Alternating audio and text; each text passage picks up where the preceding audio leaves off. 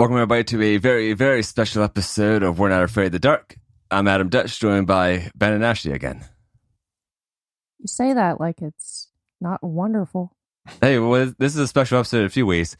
One, we're doing a buffer episode. We always have a special episode in between seasons, and we're just finished season 2 of Are You Afraid of the Dark? And we're doing a movie review of the Sandlot Trilogy. Now, this is the other reason this is special is because this holds the record now for the closest recording we've had at launch date. We're recording this on April 9, 2018, and this episode is going to come out Tuesday. So about 2 days from now. And it's nice and fresh. Just a special note here. We hit a few milestones. We just previously this week hit 1,000 downloads on our podcast. We know we have a lot of listeners out there who have been with us since the beginning and have listened to a lot of episodes. We want to thank you. We want to thank our new listeners. Again, you can find us on iTunes Podcast, Stitcher, Spreaker, and by popular demand, we're now on Google Play.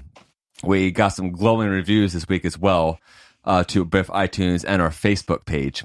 So we want to thank everybody for taking the time to leave some reviews. And again, these reviews really, really help us appear in results. We have, and I'm not just saying this because we're doing it, the best Are You Afraid of the Dark podcast out there. You guys agree? Oh, yeah. Absolutely. Yeah, the biggest comment we get and is we see the fact them that, and thank y'all. yeah, we're a comedy podcast. Like, people love hearing the stories of us growing up and shit. And one thing we didn't mention earlier was our experience playing baseball, Ben. I know your memory's a little bit bad. We didn't play baseball. We played wiffle ball. Yeah, and I was going to track down a fucking baseball for us to go play for some pictures today for Instagram, but I was like, gosh, I got to stop getting wiffle ball. It's really windy, so yeah, that didn't happen. We used to play. We played with childhood friends though, like just man. We played all types of sports when we were kids. We played street hockey. We played fucking wiffle ball. And like growing up in a small ass town like this, like we man, our fucking county is broke as fuck. You drive 20 minutes, there's another school that has a football team. Man, we ain't never fucking have a football team. What? No. Yeah, no football team here. Can I just say that this won with 4 votes out of 11 comments? Yeah, well, let's go. Strong winner. Let's remind everybody how we got to picking the Sandlot to begin with. We're brainstorming some movie ideas, and in between the 4 of us, me, Ben, Ashley, and Kayla, we started naming some 90s movies. So some of the ones that came up, Space Jam, Homeward Bound, Goofy Movie, Rookie of the Year, It Takes Two with the Olsen Twins, Page Master, Richie Rich, My Girl. I don't know how it would bug on My Girl, by the way. It's like a serious drama, isn't it? I haven't seen it in years. It was pretty serious. Yeah. It was so good. Little Rascals, Casper. I wanted to do House Guest or First Kid with Sinbad. Hey, I Jesus. did specify the good Casper. Which is the bad one? Any other one? I'm sure there were other ones. You're talking about the one with Chris Ricci, right? Yes. Okay. Well, hold on. John Young busted on that one, didn't he? Yeah, I've heard some people actually hate that one. I haven't seen it since like 98, 99. It's been a while. Now, Ashley brought up this film. I loved it. A lot of people hate it, but she loves it as well. That's Drop Dead Fred. Yes. And that guy died like last year, I think. The guy who played that part. All the more reason. Mm-hmm. Camp Nowhere was mentioned, and Kayla loves the Olsen Twins. I was over her house the other day. I saw like an Olsen Twins poster from like Jesus 2001. Christ. Yeah, I should have talked to her and let me put that in the antiques booth or something. No, your ass would frame it and put it up in the studio. Oh my god. Yeah. Well, she mentioned to Grandma's house we go, and one that you mentioned, Ben, for Halloween, Double Bowl in Trouble or Double Toil Trouble. I mean, I never saw Get that. it double, and they're twins. Oh, Yeah. I mean, I got it then, but I'm glad you refreshed it. Yeah, well, we narrowed it down on our Instagram, and if not follow us on there, please do. Instagram.com/We're Not Afraid of the Dark. No apostrophe. Oh, yeah, emphasis on the dark. always. And we narrowed it down to Space Jam, Casper, Rookie of the Year, Page Master, and Sandlot. Hold on, didn't somebody request something that like wasn't even on there? Yes. Mighty Ducks. Which was also good, and And I it was almost good. did bring it up, but I But felt like we had were enough. like, oh yeah, cast your vote. Mhm. Left field. Well, Sandlot won. I think. Oh, I think it's kind of won by a landslide actually. Out of 11 comments. Yeah, well, my thing with it, I didn't want to do the Sandlot, And the reason is because it's such a classic movie of the 90s. Like, how are we supposed to rip on it, make fun of people? Well, we found a way. Yeah, I brought up this point. I haven't seen it in my review. The sequel to The Sandlot. I knew the sequel existed because I remember seeing something vaguely about it. It came out in 2005. And then come to find out there was a third movie that was released 2 years later in 2007, which I had no idea existed. And Same. even better, they're coming out with a fourth one. I still refuse to accept that. After seeing these two. Who knows? I mean, the fourth one could be better than the original for all we know. I'm going to be honest. I feel like we need to have a moment of silence for the good name of The Sandlot after watching those two. Okay, so yeah, they were not fans of the sequels, which is why we're going to have a lot of fun today. I felt like the third one beat out the second one, definitely. But it's not Sandlot. Oh, man. They should have left well enough alone and moved on. Yeah, we're going to do this a little bit differently because I didn't want to, since it's a Sandlot's classic film, I'm not going to dissect it scene by scene. We're going to kind of bring up the most iconic parts and kind of tie it in with these sequels. Before we jump in here, though, since we haven't recorded in like 3 weeks, I think, right? And this is kind of a fresh episode as we're going to launch this in a few days. Just some updates in our lives. Ben, you started a new job, right? Tomorrow. Yeah. Wait, I thought you were working at GameStop.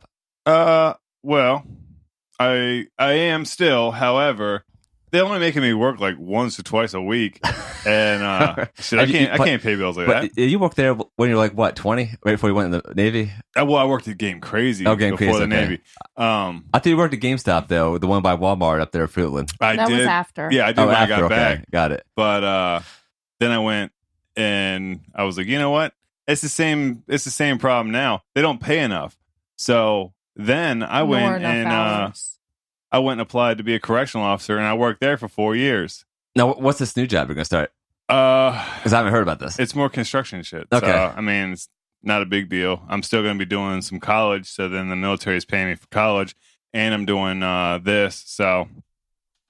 Because we got grown-up bills. Another thing is, you may have seen this on our Instagram. Ben's trying to build this recreation of the kind of pyramid chair at the Midday Society. It's not on Instagram yet. I thought you posted like something about just trying to do it. I messaged the art director from Are You Afraid of the Dark trying to get the original plans. They didn't get back to you. Yeah, well, I messaged him on Facebook. He had like 100 friends on there, so I have him as kind of a private person. Maybe didn't see it. Probably went to his, that secondary message box that Facebook has. How about they pitch me? Someone pitched me some money so I can finish this damn thing. I got it halfway done. Right. I'll put some. I think he had mentioned like planning to do it and wanting to do it, but he hasn't said anything about having started it. I'll throw a donation thing up here on Instagram in the next few days. Don't sure on that. Don't need much to finish. Help my baby. What's your goal? How much money do you need? I'd say about $50 will finish. That's it. That is it. Well, if I didn't spend like $50 on liquor in the past few days, I would gave it to you. But I mean, adulting is hard. Priorities, right? We always got to look it up. And speaking of which, in the studio with us today is Hoopty. I stopped at Backshore Brewing Company's little brewery spot in the boardwalk in Ocean City and picked up some. Yeah, my favorite is the peach lemonade. That is good. It is good. The peach tea. The watermelon's good that, too. Yep. Peach tea lemonade is the proper name. Yeah, the white mango is out there as well, and they had the watermelon, and the other one's just kind of the standard tea. Yeah, it was like watermelon mint, and like that could be done really bad, but they nailed it on. Nice. We also got the new cans. They just launched this weekend. They're Kayla's downstairs chilling, so when she gets here, I'll get permission to pop one of these in, so we can tell everybody how wonderful it tastes. I do love that they're local. Yeah, that's good. That's in driving distance, and you can't find a lot of spots in the Mid-Atlantic. I'm pretty sure they're national as well. I'll put a link in the show notes. So go find it. Oh, yeah. The other liquor we need to do later is a shot of that secret spice rum. Because here's a story. It's not bad. Well, last week, me and Kayla were at Secrets for an event, and we're hanging out with some friends after the event. Do we have any? Oh, yeah, I got 2 bottles downstairs. Yeah. Well, the thing is, I've had those 2 bottles for like a year now. And while we're hanging out with our friends, we're doing some drinks, and then one of the guys says, "Adam, you want a shot of spiced rum with it?" It's like it's so good. I'm like, "Yeah, actually, I have some at home, but I don't really try it." So I do a shot. It tastes phenomenal. I do another shot like 20 minutes later, and then my face starts turning like bright red. You can feel it. And somebody says, "Adam, you look really red," and I'm not drunk at that point, but I'm like, "Yeah, but I feel my face start burning." You were feeling nice. Yeah, well. all warm and Well, fuzzy. Kayla's like, did you have an allergic reaction to something in this? So we're going to find out today. Since we're on the subject of your alcohol consumption, let me just say that you've come a long way since drinking with me. Because when I first got back from like out of the military and all that shit, and we would go out to like the VFW and all that, a couple of drinks and man, you are like sick. Like you're either drunk as shit or like. Well, I also weighed like 20. I'm only 160 pounds, but back then I was like 140, 145. Yeah. And I was underweight for my age and height. I mean, like you would get like sick quick, and like Ashley at one point was like, I think he's allergic to alcohol. Yeah, he said something about you being a lightweight, and I'm like, if it's like you're saying, that sounds more like an allergic reaction. Yeah, so the way you're saying, like, oh yeah, but your face got red, I'm like, oh, well, fuck, maybe he is. But now, like... It depends on the alcohol, because, like, some things... Like, I can drink 2 bottles of wine nowadays and not throw up. And now wine is what'll get me now. Mm-hmm. I can drink liquor, I can drink beer, but you sit me down with a bottle of wine and I'm going to feel it like I just drank a bottle of Jack. I had one alcohol that's now banned in my diet, and that's Grand Marnier. I used to drink it pretty often, like with in a brand instead of just neat and straight, but and with a side of Coke. But now if I do Grand Marnier, it's a different type of drunk. I think it's because I'm on medication. You got to stay away from Tuaca. Oh, that's one of my favorites. Yeah. Like, that doesn't have any negative side effects, but like Grand Marnier, it's like a different mindset. One negative side effect was me hiding it in our dishwasher from you. Oh, that happened? Yeah. That's maybe a problem when people start hiding liquor. Well, so Ashley knows the answer to this, but Adam, do you know what my problem liquor is? Drinking every day? I don't drink every day, just most days. It is tequila. Tequila will make me sick. I know I got some Patron downstairs. Do you want to do that? No. He can drink my margaritas and he can drink a daiquiri or two. But then I'll get ill. But yeah, he can't do it straight and he can't do like anything harder than like a strawberry margarita. Yeah, I'm a bitch that way. But it's cool. I can't take wine and I'm a chick. Throw up. Well, funny you should mention that because I noticed something when I watched Sandlot today. The scene where they all do, what's the name of that chewing tobacco? Big Chew or something? Mm-hmm. That's almost like the gum. Yeah, they all do chewing tobacco. They're not smoking cigars. Big Chief. Big Chief, yeah. Okay. I had to watch this movie while driving. Or like, listen, so I was mostly listening to it while I was driving back here to the studio. But when they start throwing up, the song that's playing is Tequila by the Champs. Yeah. Mm-hmm. I don't think they could find a song about chewing tobacco. There's probably some country song out there from back in the day. I mean, I grew up on country music, and I don't think I remember any off the top of my head. Oh, in the studio, we smoke. But you guys ever chew? God, no. Yeah, I never got in that. I don't know too many people around here in the Mid-Atlantic. I did the pouches. However, I've seen it done enough to know those kids were doing it wrong. Like, you don't actually chew it. No, you just put it in your... You like pack it in your... Yeah, you pack it in the lip, right? Yeah. Well, here's a funny story. Back in college... That's a bunch of 10-year-olds for you. Back in college, I went on a school trip in spring break to Nashville, where the music college, so we're there touring the studios and everything. Nice. And I got into town there late, like 4 a.m. And they gave us roommates basically for a hotel room. So I go to the lobby, they say room's here. I'm like, oh, well, I want to wake up this guy who I haven't met before as my roommate. So I'm sitting in the lobby, and this guy is just hanging out there as well. He's like, do you mind if I dip? I said, what? Dip. I said, what are you talking about? He says, sure, tobacco. As long as you don't touch my I never heard that. I was like, how does this affect me? I mean, it's like you're smoking. Damn, baby. At least it landed the right side up. They've been having a problem in the studio already with dropping drinks today. We need to drop it. Oh, well, no, he's talking about when I dropped the mic and caused the domino effect that knocked over my drink. We saved that. We need to jump into this. Yes. Yeah, start us off then.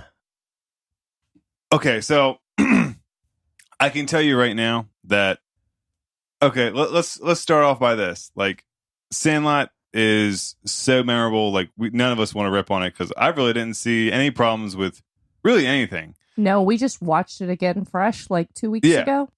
You said you didn't finish the first one because you wanted to watch the new ones. Yeah, well, funny thing is, the fucking second movie starts out with flashback scenes from the first. So I'm like, what the fuck? We'll get to that in a minute. Okay. But all right, so name since you didn't finish the first one and you haven't watched it in 15 years, name some scenes for me that you remember from the first movie. From the first movie. Okay, I definitely remembered the meat on the eye Yes. By the way, I hadn't seen Sandlot in about 15 years, so that's another reason I want to watch the other two first. So who hit him in the eye? How did it happen? See, I thought at first that it was Rodriguez who did it, but it turned out to be the stepdad. It was the stepdad with a baseball. Yeah. Yes, because he had that bum-ass plastic glove. It was a present from his grandma. Yeah. So what else you got for me? The dog eating the baseball, that was in there. The kissing scene with Wendy Peppercorn. Wendy Peppercorn. Yeah, Okay. Peppercorn.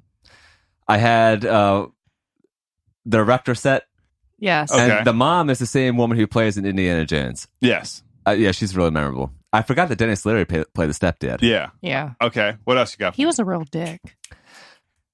All the attempts. The modern scenes where Rodriguez is a superstar and Benny's the one who's a sportscaster. Then okay, so Scotty. but you remember them attempting to get the ball back. Yeah, the whole Babe Ruth thing and all that stuff. Yeah, you remember them trying to get the ball back, using the erector set, using the pot, like all this other stuff. Like you remember that stuff. All this entire movie is memorable. Like we don't need to review the first one because it is so ingrained in your memory. Well, the one thing I forgot about was the throw up scene, and that was straight up Proper Child 2 shit. Yeah, I like the throw up scene of Proper Child 2 better because, especially that one part where there's like a dad throwing up with the mom who's throwing up with the kid. It's like a three-way. I mean, but the throw up in this looks different. It's like really light brown. And the throw up in like they had been chewing up and swallowing. Yeah. So it goes without saying that the Sandlot 2 is like Sandlot 1 is the best one. Sandlot 2 doesn't even deserve that name. We're gonna dive into this. Oh man, okay. Wait, just fucking wait. Like I said, moment of silence. I got some problems. Like I got a lot of fucking problems with that. Where's the other thing I noticed when I watched Sandlot today? It's not a kids movie. What? This is not a kids movie, and here's why. One, did Disney make it? Who the fuck made this movie? It's 20th Century Fox, wasn't it? Switching gears to Hoopty. Yeah, 20th Century Fox made this. But the reason this is not it's not a kids movie, it's a family movie. It's very well made. There's different scenes that keep your attention. It goes really quick. The camera work is amazing. The child acting is good. It was. Yeah. At least in the first one. You're right. It's a coming age film. Because there was a scene where like it was like zoomed in on Wendy Peppercorn's ass. So we see you, cameraman. Oh, here's the other thing. This movie, I feel, is also very memorable to other generations. Like I know a lot of college girls actually use that "You're killing me, Smalls" quote. I still use that. Yeah, and that's used in this movie like 2 or 3 times. So the first one's in a s'more scene. Yes. Mm-hmm. That's how we learned how to make s'mores. Oh, yeah. But I like how Scotty Smalls in this is so oblivious to like everything in life. Like he doesn't know shit about baseball at first. He's like, what's a s'more? Yeah. S'more what? Yeah. I did notice that like there was one little inconsistency that I caught there. And it was like when he was explaining, he had moved there, didn't know anybody, no friends, and it was summer, no time to make friends. His mom came into his room when she told him, go out, have fun, get in some trouble. She told him, like, it's not going to be like last year and all the other summers before that, which leads me to believe that's just what he always did. That's true. But it just took moving to this does take place in Southern California. Yeah. So it just took getting out there, yeah. Or else we're going to have some major fucking problems here soon. Well, the question I had when I watched the sequels was, who owns the Sandlot? That is explained in the third movie. Yep, yes. They finally did. Yeah. I was like, are they just going on somebody's property with a well-maintained, I know it's kind of beat up in the background, but like the actual field looks decent. It's not like a bunch of weeds going everywhere. That was normal back then. Mm-hmm. Because I do remember when I was a kid watching this movie, my mom commenting on how like accurate it was, and that was a very common thing. They used to get together and play neighborhood baseball games and everything too when she was young. So like cul-de-sac life. I like that they were at least accurate of the time. Well, I'll use my real estate glasses now. There's a word for this. It's called an easement. It's when you don't own a property, but you have a legal right to use it. It happens when there's like something that's used by a different party for a long period of time. For instance, if you were to use someone's driveway, that's like a lane in the woods, but it's not your property. You still have legal right to use it in that case. Right. Now they get away with it here, but yeah, it's not. I don't think it's explained in the first movie who owns the Sandlot, right? I don't believe they did. Right. It was just kind of an open area where they were like, "Hey, let's play baseball." Now, when was the last time you guys watched the original movie before this run? Prior to this, I'd say it had been. It's been a couple of years. Yeah. Did you ever show your son this, Ashley? Oh yeah, I believe. On Rotten Tomatoes, I've definitely got it on the shelf. it has a 89% audience score on Rotten Tomatoes. That's very high, especially for a for them. Yeah, but again, this isn't a kids movie; it's a family movie. It also has a 7.8 out of 10 on IMDb.com. As opposed to this first sequel, Sandlot 2, which has a 4.5, and I was surprised it was that high. Yeah. I am too, because I can't think of a good thing to say about it. Are we doing this? Are we doing Sandlot 2? Let's do this. We're doing Sandlot 2 right now? So I'm going to start my notes here, because I have 21 pages of notes. Well, I'll tell you this. Sandlot 1 was the best. Okay. Now, Sandlot 2. We're transported to the summer of 1972, which is a decade after the original Sandlot. And yes, this does start out with flashbacks from the original. And I'm pretty sure it's original footage, because the guy playing Rodriguez looks exactly the same. Right. And I believe they have the one shot of him running, like when he puts the running shoes on, the Nikes. Yeah. Well, there were Nikes in the PF original. Flyers. Right? No, they were PF Flyers in the original. And in the second, when he put on the Nikes, if you notice, he took off the black PF Flyers. Okay. Yeah. We have 9 new kids come to Sandlot. And in the voiceover, they say something old and new is waiting for them. Johnny Smalls is the guy doing the voiceover, by the way. Yeah. Okay. So. And the director is the same. I should mention that. The director, David Mikey Evans. Well, then I'm more upset. He wrote it as well. Or it says characters. Other than this motherfucker has Alzheimer's, because it's the same goddamn movie. It is. That's my major gripe. But I have another major gripe that we'll get to as we dive into this. But let's dissect this bitch as we're going in here. We see a kid launching a rocket. Mm-hmm. Hey, what's this kid's name? It was Johnny, wasn't it? Johnny Smalls. Yes. So is it related? So the mom and the stepdad had a kid, is what I assumed. Okay. Yeah, his name is Johnny Smalls. It's played by Scotty would have been his older brother. It's played by Johnny Wilson. Did they ever mention that? They didn't. It was just my assumption. That might have been something I don't know. Maybe should have been fucking addressed. Well, here's the other thing I was thinking about. Like, this is 1972. The space craze was kind of over by then. I know we're only a few years after the space launch, but I didn't think like people were playing with like this caliber of rockets and shit in 72. I mean, I hooked up G.I. Joes to sparklers, but then that was in the 80s. We're taking place here with the kids between 6th and 7th grade. That's when puberty hits hard. Some guy knocks the girl shit out of her hands. She's kind of a bitch and says, "You're supposed to say you're sorry." And then she says, "Yeah, you're really fast, thanks." And there's kind of like this crush type moment there. He was too busy hiding in his erection to like figure out what was going on. Yeah, but guys did get erections pretty easy back then. I once got erection in a fucking baseball dugout, and I'm not gay. So that just happens. So we're gonna. Well, hold on. Please don't take that out. What the fuck were you doing in a dugout? I played minor league baseball. I got There's the fucking a little pictures picture of it. of him on the wall in the hall. Jesus Christ, I forgot all about it. Yeah, Ben little has one yellow as well. jersey. Well, yeah, but I was littler. I was probably like 2 feet taller than I was the T-ball. Yeah. Okay. Well, what's the weirdest place you ever got erection? The weirdest place I ever got an erection? Yeah, or the most inappropriate spot. Because I mean, when you're like 13 to 16, you sometimes get erection like morning wood. That shit's involuntary. And time wood. And something I probably shouldn't have got an erection in. Wasn't prison, was it? No. Fuck, I don't know. And my fiance is behind me. I didn't talk about this. I don't judge you, baby. You know we're up in the mouse here. We're also going to ask our Instagram followers. Where's the weirdest spot? Oh, that's great. We got like little 10-year-olds and shit following us for some fucking reason. I mean, clearly everyone's gotten one in like the classroom. You know? Yeah. That's like the dread. Well, I like that meme that says like your worst nightmare when the teacher calls you just do something on the board. You have an erection. We have a meme of that on our page. Yeah. So keep going with this fucking dumbass He's not going to sequel. answer. Did you notice that we have the fat kid for Bad Santa in this? Yes. Yeah, that was one of the first things I said. And he did this after Bad Santa. Yeah, I thought, coming after that. I couldn't take him seriously. Way to shoot for the I fucking saw his stars. little, bitch routine. I'm surprised he had work after this. We also have a token black kid who's dressed like Jimi Hendrix. We don't have. He's not a token black kid because there's a black kid in the first one. Yeah, but they're the only ones. Like the only other African American or minority characters are like background.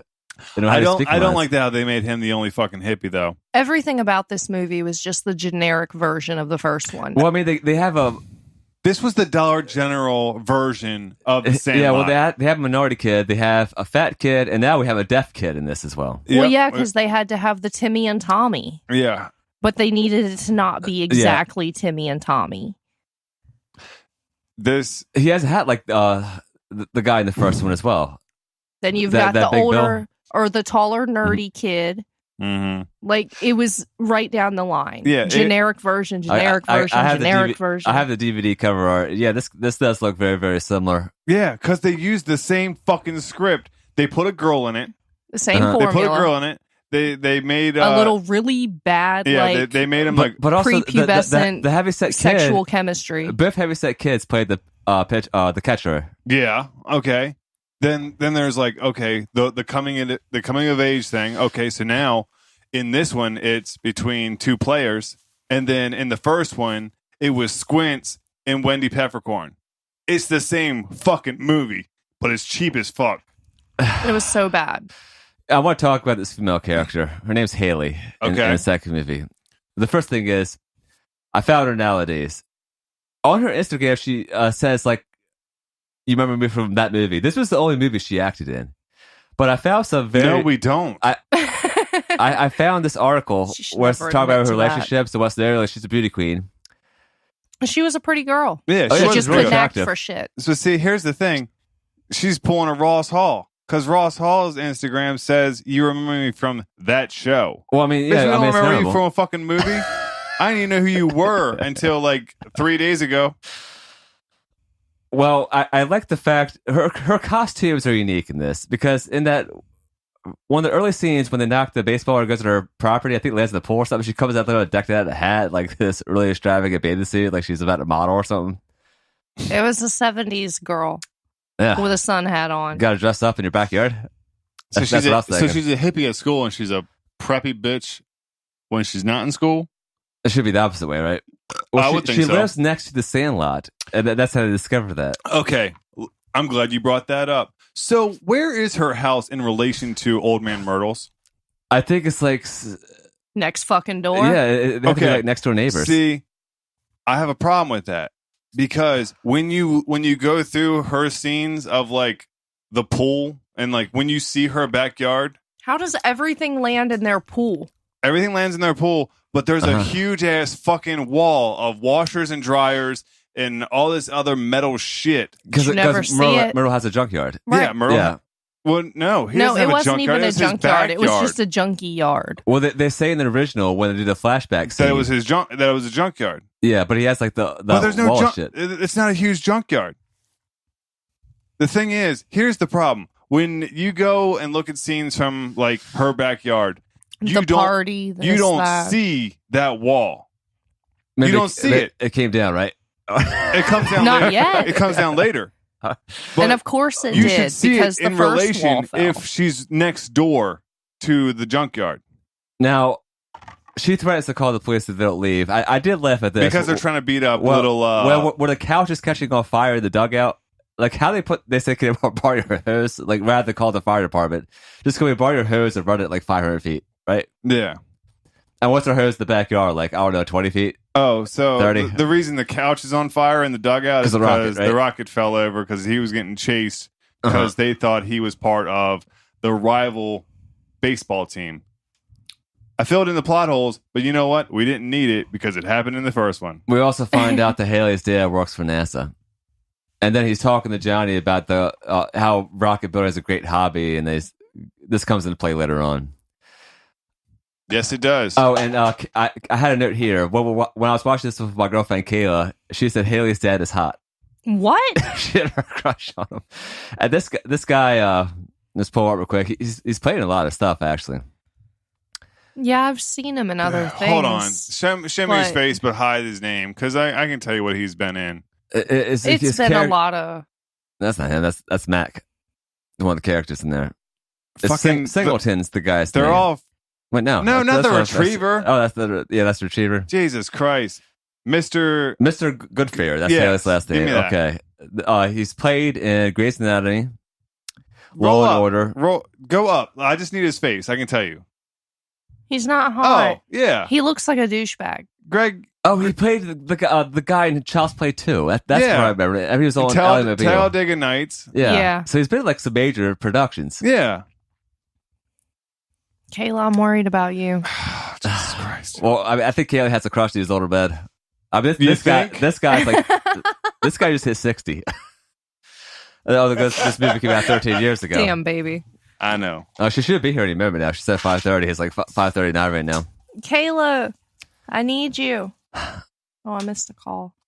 It's probably her. It's not. Okay. She don't have her number. It's the school telling me, like, what's going on this week. Okay.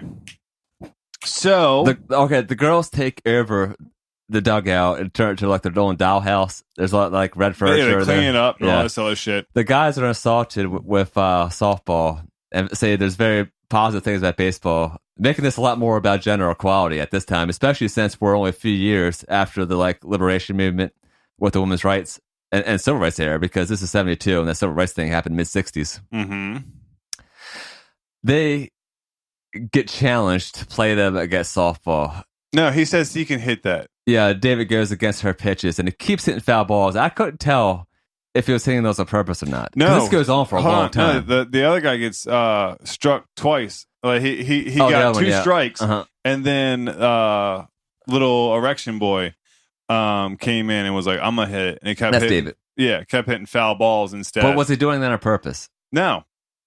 But my other thing, I don't know if you guys noticed this, the sound effect that they use is the same every single time he hits it. What is up with that wind-up she did? It was so, like, that was the worst type of wind-up I've ever seen. I was reading some comments online where our people said about this movie. They're like, this girl can't play softball. Like, I don't know what kind of training they did for this movie, but, like, it is odd. It's like, yeah. Although, I'm going to bring this up now. Here's my big gripe with this. There's no fucking baseball in this movie. There's like 5 minutes of people actually playing sports in this movie. Hold on. Adam, you can't say that. Because in Sandlot, it's the same fucking way. No, they play pretty often. They're playing every other scene or they're doing something baseball related. Yeah. But I mean, the Babe Ruth ball from the original is now replaced by the stupidest fucking rocket. Yeah. Because the kid Johnny accidentally launches Haley's dad's model rocket, which is really fucking big. That's supposed to be belong to NASA or something like that. Yeah. Now, here's the thing that I have an issue with. Like, dude, I could do the summary of this fucking movie in 2 minutes. It's a cheap remake of the first one. They added a girl, and they put it, you know, they put some space shit in there. That's fucking it. Like, this is like the worst one. Well, they also ripped off the CPR kiss scene. But did you notice anything else? What did they replace that with in this? What? The rip-off of the kiss scene where he kisses the little girl. That was Squints in the original movie with Wendy. Oh, yeah. They do the kissing booth. Oh, yeah, the kissing booth where he goes against that one girl. She's like on the cheek, and then he just goes full of tongue. That's the guy trying to grab off at the carnival, of course. Yeah. We need the carnival again. This is like the cheapest fucking, like, down to the point where, if you recall from the first one, when Hercules was chasing Benny through town and they went through the pool and there was that little kid, little boy or girl, whatever, with their little sun hat on. It's like, ooh, mommy, a doggy. I will be damned if there's not the exact same generic ass version of that scene in this movie. They're trying to do callbacks, but they don't have to do callbacks because it's the same damn movie. Yeah, right, we've seen this, but better. Yeah, I want to bring this part up. Yeah, we had the same director, the creator of this story. I'm really disappointed in him. Here he is. The original Sandlot came out in 93. This comes out in 2005. So we're 12 years after that part. This is obviously made for the same age bracket, but the thing is, like I said earlier, the original Sandlot is a family film. It's not a kiss film. This is a kiss film. The comedy is aimed for kids that are 8 to 12 years old. And why did he think we need to remake the fucking movie? But see, with this being more aimed at kids, then it kind of bothers me that there was so much like terrible sexual tension added into it. Like, these kids had no idea what the fuck they were doing. They couldn't act to begin with, and they're trying to act out these like sexy kind of. Well, what? 30 minutes into the movie, I left this, and I'm gonna bring this part up. Kayla says to me, I've seen this before. She rented the fucking movie when she was like 12 years old. Back in 2005. We forgive her because we love her. She says the whole thing was unmemorable to like once he jogged her memory. I took a video of it, posted it to Instagram, and then got a message from Ben said, "Hey, drunkies, stop." Yeah, we had I said, crimes. Hey, drunkies, stop posting on Instagram. Yeah, so that got deleted. It's one of the few Instagram posts we actually deleted. But how'd you know I was drunk? Because your speech. I know. If anything, I know. And when then you're her hiding drunk. her face. Yeah. Oh yeah. You guys were drunk as fuck, and I'm like, we only had 2 bottles of 19 crimes. Well, all right. So you posted her and her sprained ankle, and then then all of a sudden, like, not like 10 minutes later, you're posting this video. I'm like, man, they got to get off Instagram. Like, I'll message them. But man, this fucking movie sucked.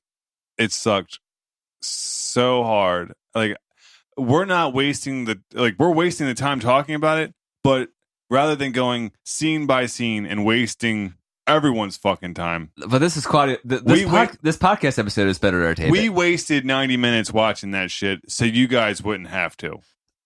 Just take our word for it and don't. Watch the first one. They're going to defend the third one. Imagine worst case scenario, and that's the second one. Yeah, we're going to move along to the third movie soon. But I want to bring up a few things that I saw when I was looking online. I'm going to bring up some stuff now, from the second one, too. If you look up the reviews for this movie on Amazon, it's actually got a lot of positive reviews. My favorite was some woman said, "My grandkids love this movie, watched it 4 times in 2 days." What else did she have at the house? Yeah, and then it had original sale out there. And you guys bought the fucking DVDs. No, we didn't. Wait, what are these from? They came in the mail. Kayla sent them to our house. That's right. Now, I had to rent the movies on Amazon to watch it.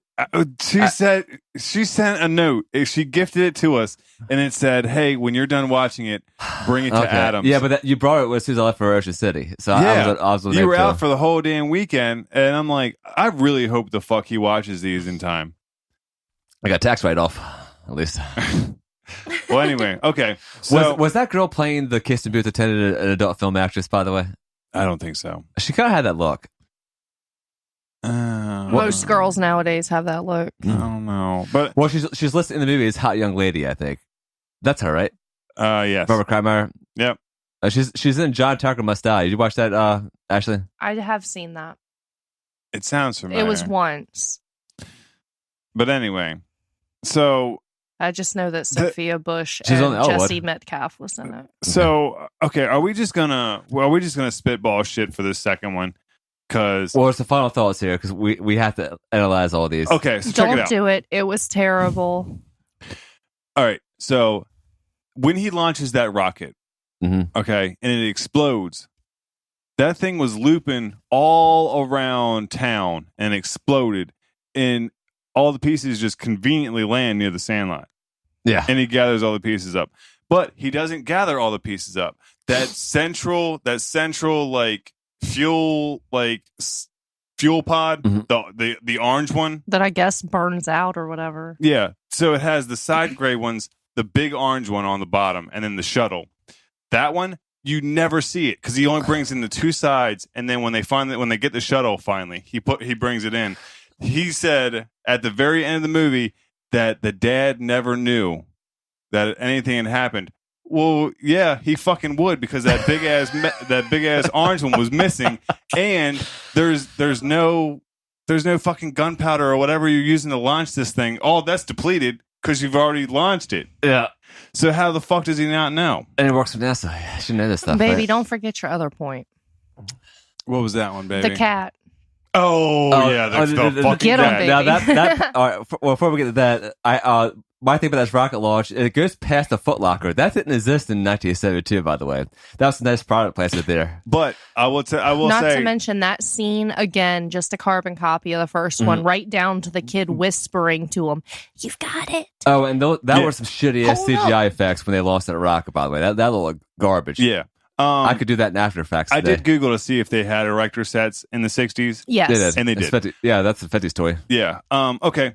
Now, this cat scene. You tell me what you think of this cat scene. Well, I was outside smoking drunk when this happened. Kayla was like, "You gotta get back here and see this fucking scene." She rewinds it. There's this big fluffy cat who comes back looking like Mr. Bigglesworth from Austin Can Powers. we just say who the hell would have thought it was a good idea to lower the cat in there to begin with before we even get to his point or anything like that? Like, let's be honest. This dog apparently is a demon dog and tears up everything. And your plan is this cat is going to grab this and pull it back up.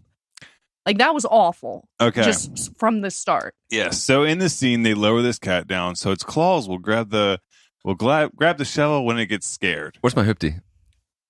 Hit him, baby. Let's give me my hoopty, please. Well, my other thing is, there's a I'm note. filling you up. I'm talking. Damn it. I can multitask. There we go. I got my hoopty. Listen. Thanks. The cat gets scared, and all of a sudden, you just see this big old puff of what, Adam? It's like chicken feathers, right? It's fucking feathers. When does a cat have feathers?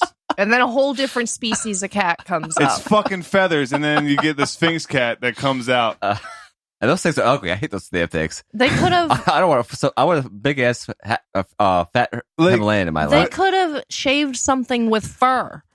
Well, I had a note in here that on IMDb they mentioned that the animal rights organization was on set the whole time to make sure they didn't fuck anything up. I'm going to be honest here. Who would have confused that? So, we didn't need PETA on set to say, "Okay, this is cool." Like, that was a whole different, like, those were feathers. It was so. You give me a cat with stupid. feathers. This whole movie was dumb as shit. It was terrible. I did like I couldn't think of a good thing to say about it. Except for when it was over. Thank God it's over. Hold on. While you guys are talking, I'm going to pull up some of the conversation that we were having while me and her were watching it, and you guys hadn't had the fucking pleasure yet. Wait, you took video? You were recording us? No. I'm going into our group message. Oh, okay. Okay. So you guys keep going. I'm going to pull this up. I'm coming over there towards here. That evil baby doll. How'd that end up in that backyard? There's like this baby doll back there that's kind of creepy looking. It's obviously depleted. I remember we had one in our backyard at one point, Ben. I used it for our project. Yeah. Has somebody just have a baby doll in the middle of the woods? Abduction, maybe? I don't know. Or some kids playing with it and then forgot it. Okay. So I send you Sandlot 2 is bad. You said good. Ashley said, no, there's nothing good about this. Nothing. You said, I meant good that it's bad. I said, oh, we know what you meant. It's hard to watch. You said, have you seen the third? We said, no, not yet. And judging by this, Ashley said this, no, not yet, but judging by this, I'm not sure we can. I said, not yet. I want to make sure I'm watching it in timeline order. I flat out told him I didn't believe he loved me. Yeah. We had to make sure that we were okay in our relationship before going to bed after this. Because she said, well, we got done the second one, and I looked at her, and I said, I'm sorry, baby, but it's a double feature. And then we what? And I looked at him, and I said, but I thought you loved me. Mm-hmm. It's a double feature. The other thing I had it here for notes. It mentions the puppies from the Beast in the original and how Mr. Myrtle kept two of them. I thought the Beast was a boy. What the fuck were the puppies doing there? The Beast was a boy, and then he's like, oh, but pregnant somebody. That's not how it works, though. The stud gets pick of the litter. Okay. This dog didn't look that vicious, by the way. This is like a Saint Bernard in this one, right? What was it called? Fear Itself, or yeah. Wait. And James Earl Jones is back in this movie, so he thought it was a good idea to come back. Hold on. I'm glad you brought that up. James Earl Jones, go look at the picture of him on the cover. On this one? Yeah, anywhere. Anywhere's fine. He's not on there. It's got the dog in the background. It says "Beware of a dog" on the cover. No, it's not the cover. It's on the DVD. Start screen. Yeah. I have the original Sandlot in right now. Well, put 2 in there. All right. If you burn it up, it's fine because fuck this movie. It's so dumb. You don't want to watch it again. Listen, I'm going to show my kids this at some point in time, right? Don't do it. As punishment. Not if you love them. I'd rather watch that kid taking a shit in the I Love a Grocery Store for Fear. 2 hours. Hey, what? The Great Fear. Yeah. You haven't seen that clip? This kid, no. This kid was walking down this aisle of a grocery store and he shakes his leg out and the fucking turd falls out in the aisle. Where is this fucking? I've seen that. What, is this on a movie or something? No, it's a fucking clip. Is it? Wait, it's real life now. Yeah. Well, that reminds me of a funny story. When I was in college, I went to Walmart, and this is the most disgusting thing I've ever seen at Walmart. They had that people Walmart page. I really wish, dude, I love that page. We had good cell phones back then to take video. This is like 2006, 2007. This happened. I walk down the aisle that's next to the toy aisle, and I just see this dad with his hand down his daughter's leg full of shit. His hand's full of shit. Her leg's full of shit. It's just shit herself at the toy aisle. But his hand's just right down there. It's like, what the hell? I saw a little boy shit outside of AutoZone once. Why? Was his parents there? I have no... I was sitting in a vehicle outside of there. The person I was with had run in. And I saw this little boy, and he came out the door. So I was watching because there were no parents around. And he's got his hand down his pants, and he's touching. I'm like, what the hell is going on? And the next thing you know, this kid whips his pants down and squatted and took a shit in front of the door at AutoZone. I couldn't believe it. I couldn't breathe for 10 minutes. You know, we have a award-winning podcast when I'm watching a video of a kid walking it out of a grocery store. No parents around, but it was he's apparently shit his pants. Yeah, he stopped in the middle of, this is fake, man. This isn't real. No. He just took a shit in the middle of the floor. He's got some bowel syndrome issues. Hold on. Keep watching. He keeps walking. There's just shit right in the middle of the there's more. Yeah, he comes back. It's coming back on it. It's people walking by. I sped up. All right, so someone else is walking through here now. Apparently, they're oblivious to the small shit. Yeah, it's probably going to step at it, right? Man, if I saw that story, I'd be, what the fuck? And this place could get shut down the health department real quick. Oh yeah, this would be the lawsuit waiting to happen. What else we got for the second one? It sucked, dick. Oh, don't do it. Well, Mr. Myrtle gives him chores that day. He's like, you gotta walk my dog. Oh no! Hold on. They try to do. I do have something in the first one when let me get this straight. When Hercules, there you go. When Hercules is chasing Ben, and the fence falls on him, and they save him, right? They save him. They lift the fence up, save the dog. Okay, cool. When this big ass wall of washers and dryers falls down, he's a sculpture. Yeah, and they're like, oh shit, what? The dog saves him this time, right? Yeah. Oh, and not that it fucking matters, but he had been bit by the dog when he was 4. And it was this big secret. Yeah, the dog bite was on his leg the whole movie. Yeah, there was a dog bite on him. This kid wouldn't go swimming because somebody might see the bite scar. What do you see wrong with that? On the cover, on the title screen for the Sandlot 2 DVD that Ben just showed me. Well, first of all, every single one of these kids looks photoshopped in there. Okay, but no. I'm willing to get past that. Look further. All right, what do you got? Well, James Earl Jones is just standing right there with no fucking fence post. Okay, hold on. It's focus on him. Yeah. So what's head? He's fucking blind, man. Yeah. Oh, James Earl Jones is blind in the first one. Why the fuck does he not have sunglasses on? He's never without those glasses. That's a good point. And he is never without his sunglasses in the second one either. It's almost like they just found a picture from James Earl Jones' and Facebook pushed account. It on there. Yeah, yes. and put it on. This is terrible. They didn't even put them together, so you were right with the everybody's photoshopped in. Well, in terms of this being just like the first movie, this ends the same, where he's talking about what the kids went on in the future. Like we gave a fuck about these characters to begin with. They didn't establish them at all. They didn't expand on any of them. I forgot all their names except for David and Johnny. I forgot all their names, period. Well, Max, one of them. They do that. They have that stupid fucking scene where they goes underground into Mr. Miracle's backyard. It's like, how the fuck did they build this damn mineshaft tunnel that quickly? Mm-hmm. And why did, of all the kids, they sent the fat kid in? Yeah. The one that's least likely Caleb to clog it up. Why they sent him? The guy said the tiniest. Right. Well, they had plenty of time to like frame this thing out and make sure it was like, no, come on, y'all. Well, at the end, he says one of them went on to host a popular Animal Planet TV show. They're making a Steve Irwin crocodile hunter. They are, and I'm really upset at them for that. Well, he died the year after this movie came out, so he was still alive, and that was a popular show in the mid-2000s. So I'm blaming them for it. Mm-hmm. Blaming them for the stingray attack.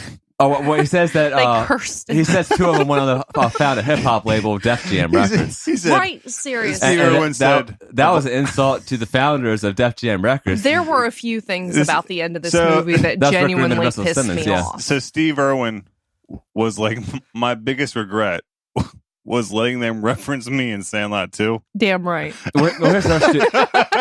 Here's our stupid thing. They say Haley went on a supermodel at Olympic softball team where age doesn't line up with that. And then they say that he saw her 10 years later and he couldn't speak. And she said, you're supposed to say you'll marry me. Why the fuck would you do that? Why would that be the first thing that comes to mind? Yeah, after 10 years not seeing someone. But it's almost like, well, here's who got it right. At the end of the Wonder Years, the series, like, see, they had it right. Yeah, well, him and Wendy were like best friends and like first kiss and all that. The whole series that's established, and they don't get married at the end of the story. That makes complete sense because, like, who does that? Who fucking marries the same person they do when they're 8 years old? It's very, very few rare. people. Arranged marriage, maybe. But no, because usually they don't know each other at 8. Well, that's true. All right. Well. We hope everybody enjoyed this segment. We're going to take a short break and come back real quick. With you need to smoke. If we watch some clips, I'm sure I've got more. I got to calm my nerves down a little bit. Like, I was really upset. I mean, this movie, man. It's terrible. I understand. It was like, what I tried to warn you. There was no coming back from it. Well, the thing is, I knew it wasn't going to hold up to the original, but I didn't expect it. I would have kind of had a little more leeway with this if they didn't fucking just make they made the same movie. What we said, yeah, and that's the biggest problem. And they didn't even do it well. How the fuck have we done this already? Because we drink. Yeah, the whole bag's almost gone. Yeah. All right. I'm on 2. Minutes. He's on 2. You're on 2 or 3. Yeah. Like, and we drank Deuce cans before this. Ashley brought up I think it was you or her when they were like, oh, okay, well, so 10 years later, like he sees her again, can't talk. And she's like, well, now supposed to ask you if I should marry you or whatever. Let's go to you mentioned the Def Jam records. Okay. So that's 2 of the kids. Okay. Whatever. Man, some of these were fucking terrible. Okay. They wanted to talk about women's rights and all this other stuff. Like, okay.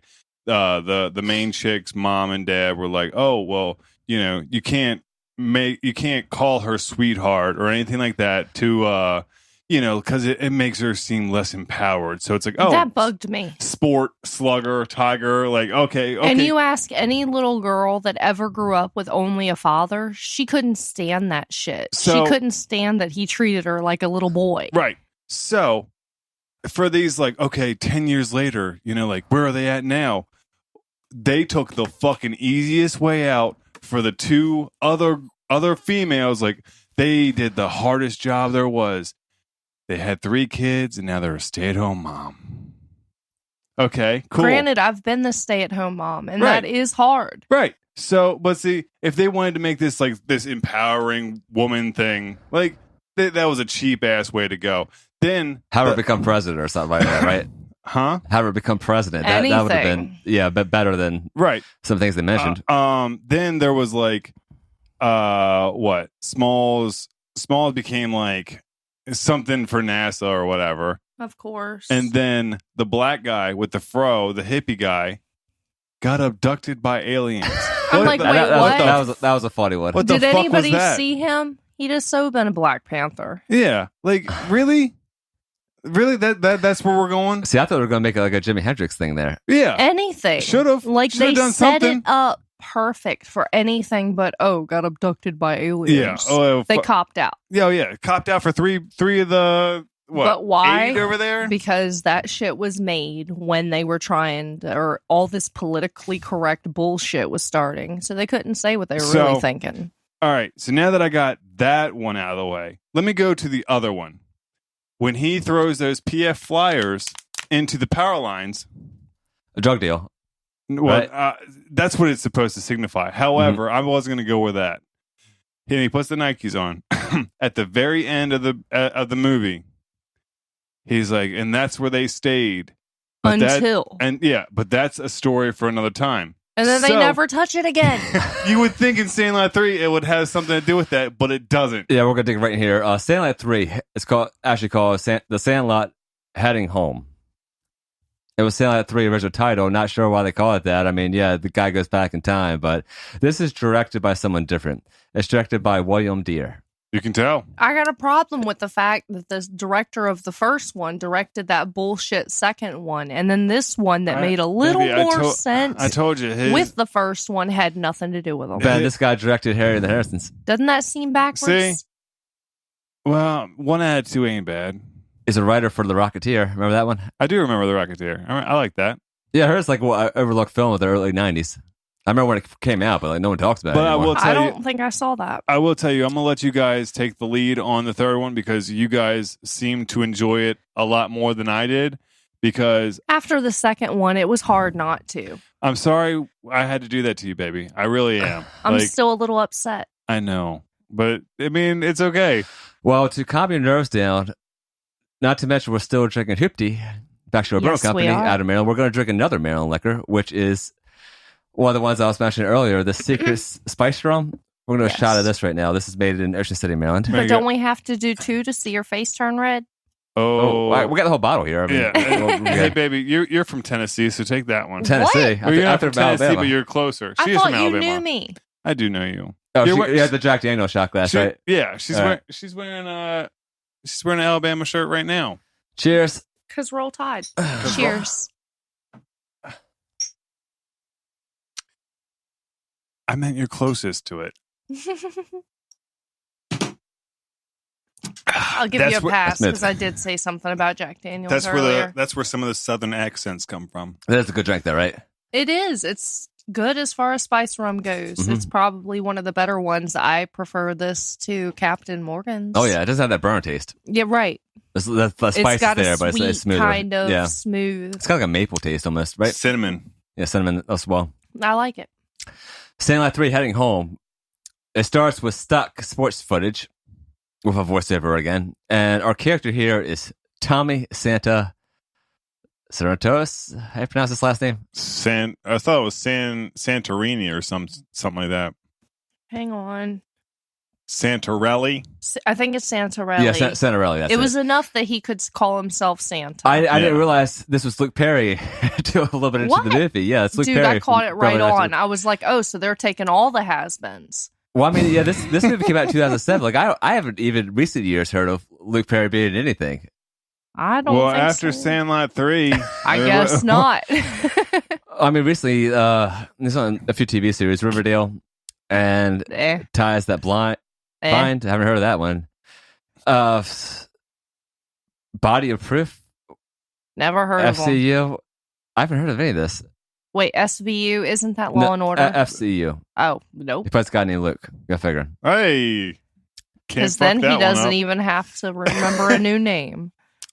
Well, hold on. That dude from like Breaking Bad and stuff, he plays Hector in everything that he's ever been in. It's true. This guy, Danny Nucci, is in this as well. Didn't he Hector in Fast and the Furious? He was in, he was in Tennant. He's only Hector in every one of his movies. So he can remember his name? Yeah, look that up real quick. Who is this? Just look up Fast and Furious Hector or whatever, and then like that'll bring up his name, and then look at his credits. Hector. Jose. It's Noel Guglielmini. Okay, so go into his thing. What am I looking for here? He should be playing Hector and everything. Yeah, it's a lot of Hectors. Nice. I mean, we have some actors for like, go by their name in movies, right? I mean, you get less confused that way. Yeah. All right, let's dive into this thing. Yeah, dive away. Oh, hold on, I got all my y'all fucking fuckers hits. dive away because I hate this. They use the Fox Sports logo when I talk about it. And they say his mom died of cancer. He got sent to a baseball academy. It's kind of like a Lifetime movie. I thought there's some corny effects with some baseball cards there. Oh, I forgot to mention on Sandlot too the corny ass like swipes and things that are the transitions. It's very like kids movie. Says playing with the Dodgers. They had the worst losing streak a year. It feels like a made for TV movie. This was probably a straight to DVD. Oh yeah, this is definitely a straight to DVD. Oh, this never saw a day in a theater.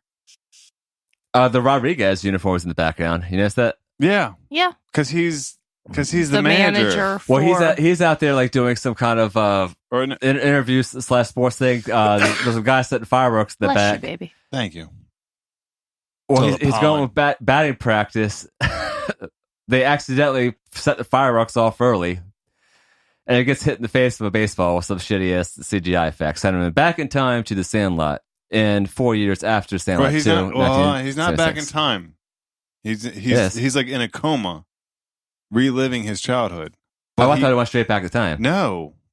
He's in like a coma, and he's like, when he wakes up, he's kid him, but he has the memories of 41-year-old him. Yeah. Well, when I saw this new Sandlot kids, we of course had the token black guy, but now we have a Hispanic and then another fat kid. Yeah, you need the fat kid. A security guard comes up to him and wakes him up, and he's like, "Where's my BlackBerry? Like, who the fuck uses BlackBerries anymore?" That was really dated for putting in a 2007 movie. I mean, even 2007. I mean, people were. It was, that was in 2007. That was a big deal. Well, I thought the iPhone came out that year or 2006, right? But not everybody was on that iPhone shit. That's true. We're still not. Yeah, we're still not on that iPhone shit. I mean, I never had a BlackBerry. I remember it being a really big deal like the early 2000s. Hey, lovelies, send some reviews to like, other platforms other than iTunes because I can't read them. Because I'm an Android user. Okay, that's why I'm on Google Play now. He sees that it's 1976 again and faints, but it's good to see his mom again. And his mom's looking good here. What do you think of this actress? She does look pretty healthy, and she's a pretty woman. Well, that's what I was thinking. And great news for you, Ben. Oh yeah, guess what? She's on Mr. Skin. How'd you know? I mean, because that's our theme. Yeah. I'll pull up this real quick. Her name is Sarah Deakins. It turns out that I think the first time I say that is on the Prom Queen episode that someone gave a good review on. She got brief nudity in the Unsaid movie. Oh, well, that's right there on the thing. Yeah. For the Unsaid. Wait, that's the girl? Yeah. I'm looking from far away. That's pretty flat, baby. That's like bake ups. I feel her pain. No, you got some boobs. You get hit on all the time. That's just because I'm weird. I heard this funny story the other day about some girl who's like really flat chested and like wears push-up bras, like does a lot of things to push him up, and she was with some guy and kind of dude, he's like, "What the fuck?" That's the right guy thing to say, right? Mm-mm-mm. Oh, I got misplaced my notes. Yeah, I mean, if you're gonna try and validate this one, then you need to find your spot. Oh, this is a masterpiece here. Get the fuck. It was not a masterpiece. Well, the thing is, like, the plot's been done for you. Somebody has an accident happen. It's true. And they're sent back in time. And what I thought of was Black Knight with Martin Lawrence. That was a good movie, right?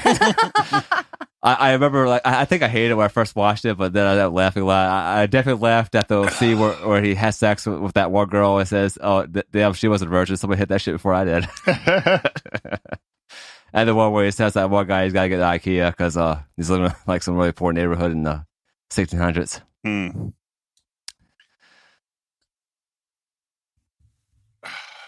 Oh, this is when they make that Jimi Hendrix reference because they say the band broke up or something like that. He ever get a job at Home Depot? There's like a music festival happening. Well, they should have referenced the guy from the second one for that. Yeah, I guess it would made more sense. Well, this being 1976, they're having their bicentennial because, of course, America got independence in 1776. So hold on, I had a question about this.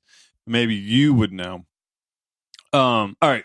So this is taking place in California, right? Yeah, same that. Okay. So, why why do they have people dressed up like colonial people? Because it's bicentennial. Yeah, okay. In California. Because it's bicentennial. The whole country. I know. California wasn't a state back then. Yeah, see, that's my problem. The whole country celebrates it. Yeah, but see, because they're glad they are now. It just doesn't make any fucking sense to me to have colonists dressed up for in a state that wasn't a state. Because of California fans, man, you gotta be careful. Do we? Yeah, a lot of people. Prove it. He's sorry. Prove it. Hey, people from California, leave me a comment. Say I'm stupid. But please make sure a 5-star review is associated with that comment, by the way. Yeah. If you love me, you love me. We see Benny Rodriguez come back here, who's now part of a major sports team, Dodgers, right?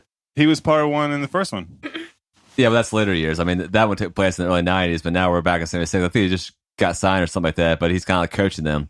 His mustache here looks fake as shit, though. I mean, if that's the only gripe you have, they're doing all right. We got the same actor come back and play Squints, though. That's the big thing in this movie. That is the big thing, and I want to talk to him. He's now doing a pharmacy thing. You can find him on Instagram right now. Well, yeah, because they say at the end of the first one that he married Wendy Peppercorn, and they had 9 bought kids. The pharmacy. Okay, yeah, that makes sense then.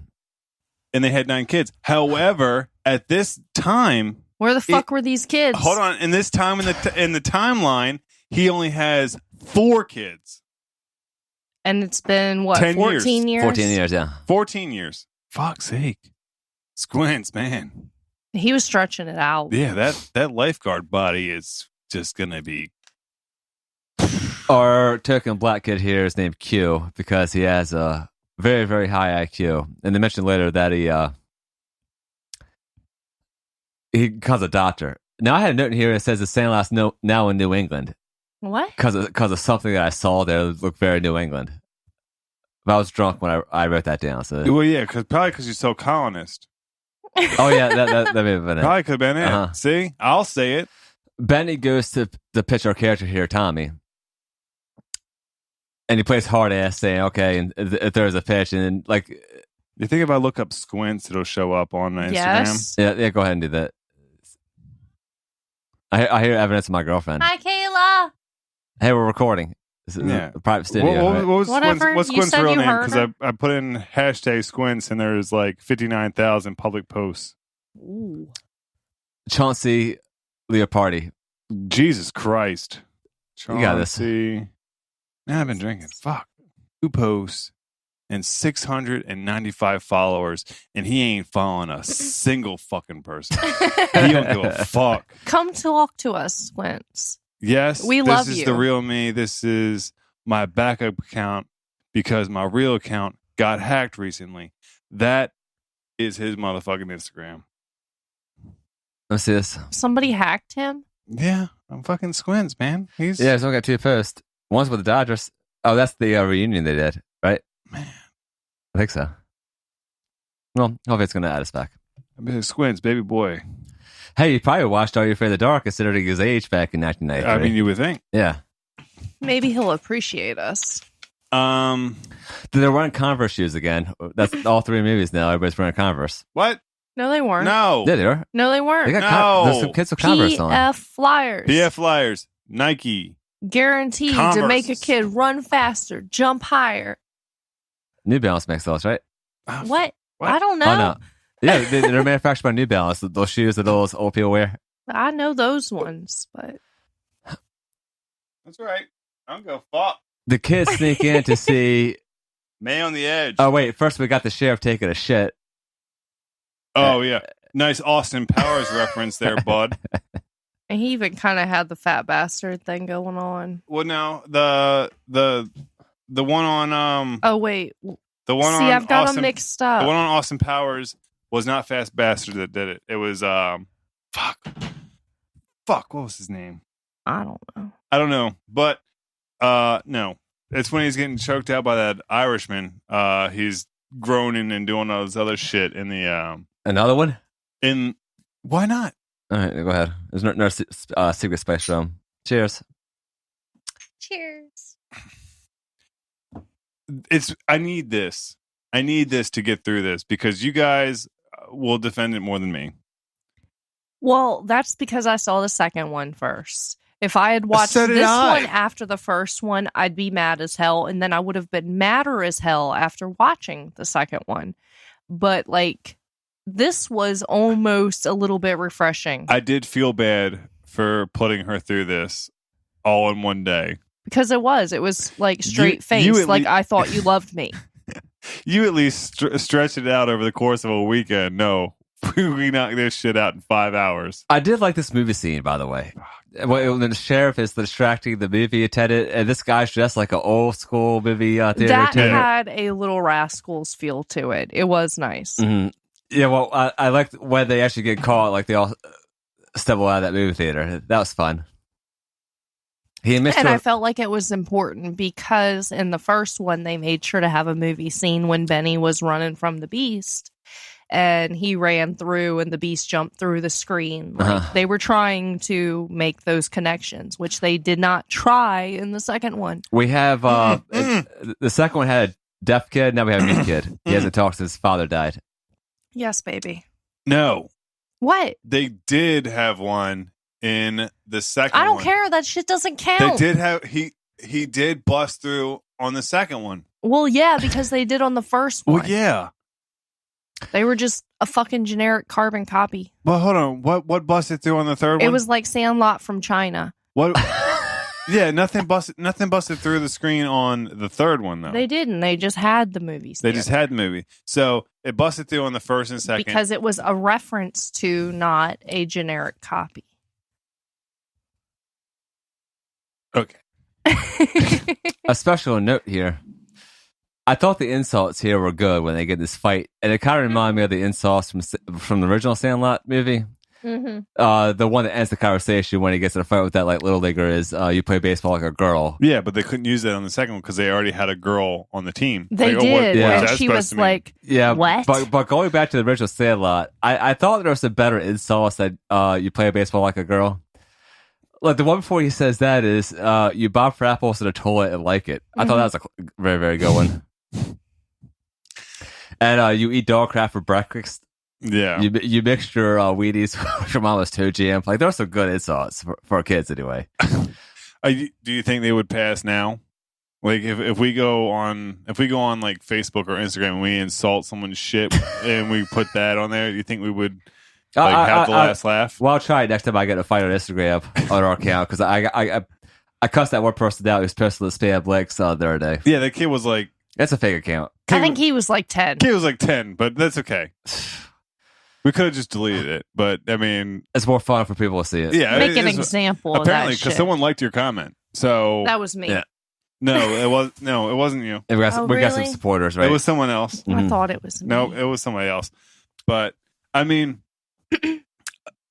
that kind of still blows my mind, is that like we have like younger followers or whatever, because fucking Are You Afraid of the Dark? Like, their parents had to have shown them that for them to like actively go and look for it. You know what I'm saying? Because there's no other fucking way. Or their fake accounts.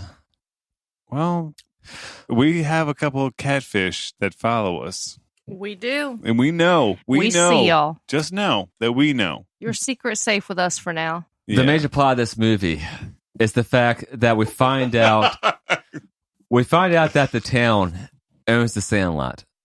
And a developer called Neiman. Fucking Neiman. Who's also coaches like the Little League, and he has like a... He's rich. Well, yeah, he's got to make sure his son's like the most important. Yeah, his son's a pitcher on the team. He's like a really hard ass about this guy like becoming a very, very... I looked him up because I thought it was Jack Gleason for a second. Who is it? I thought it was the kid that plays Joffrey on Game of Thrones. What? No. Just for a second. And he had that same kind of sneer. No. Well, this actor that plays Neiman, I looked up. He's just the typical like douchebag actor. His name is Paul Garrett. It was on Twilight, The Grudge 2. You're not saving like that. I mean, he's got some good credits up there. Go up. Bates Motel. Yeah, he's got some good... yeah, I've seen him before. He's got good credits on there. Mm-hmm. And his face does look very, very familiar. Like, he was in Trick or Treat in our 2007. Okay, see, hold on. Now you're shitting on his fucking... One of the kids from Sandlot 2 was in that movie as well, so there's a connection. Jesus Christ. Now, Neiman wants to develop the Sandlot into like a residential neighborhood. He wants right? to make it a condo. Yeah, condos. So get rid of the little kids' baseball. I don't see how that's prime property for condos when like It's next to Myrtle's house, yeah, but Myrtle's not in this one, right? Myrtle's dead. Oh, I mentioned that? Yeah, Okay. he's dead. Yeah, he passed. There's no dog in this one. No, Nope. there's no fucking dog in the. Well, at least we have a new plot, at least, right? No, you always have a fucking dog. No, because look how well it worked for him on the last one. No, you don't use the same damn plot. James Earl Jones still alive. Yes, in real life he is He's in still his alive. 80s, but yeah. Oh, hold on.